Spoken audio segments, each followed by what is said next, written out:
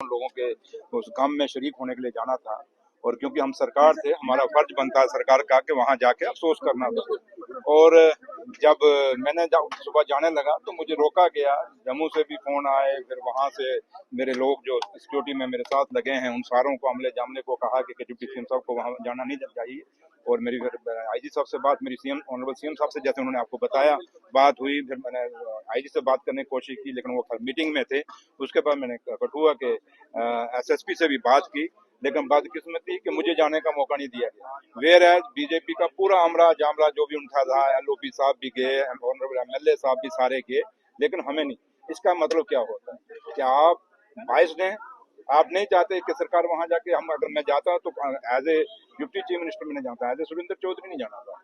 तो अगर as a Surendra Chaudhary में जाता तो आप मुझे रोकते, बट जब मैं as a deputy chief minister जा रहा हूँ तो सरकार, ऐसे मसलों पर सियासत आपको लगता है की जा रही है? मैं वही तो कह रहा हूँ, ये बदकिस्मती है जम्मू कश्मीर की कि हम आज हमारे बीच में से लोग जा रहे हैं, हमें उनके साथ अफसोस करने नहीं दिया जा रहा। इससे बड़ी बदकिस्मती हमारी क्या होगी जम्मू कश्मीर की। लेकिन जो हुआ वो गलत हुआ।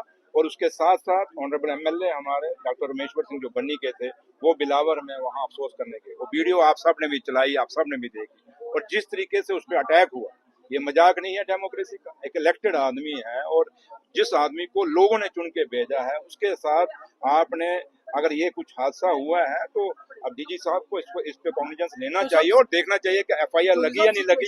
अगर एफआईआर लगी है तो कितने लोग अरेस्ट हुए हैं, क्योंकि शरेआम एक बदमाशी और गुंडागर्दी का माहौल वहां किया गया। आप मानते हैं जो साहब की सिचुएशन बहुत सीरियस है, बहुत नाजुक है इस टाइम टेररिस्ट के हिसाब से, टेररिज्म के हिसाब से? नहीं, हम देखिए, जब तक आप कोई पुलिस का वर्षन नहीं आता, एजेंसीज का वर्षन नहीं आता, क्योंकि ऑफिशियल तो उन्होंने देना है। अब हमने भी अगर फीडबैक लेना तो उन्हीं से लेना।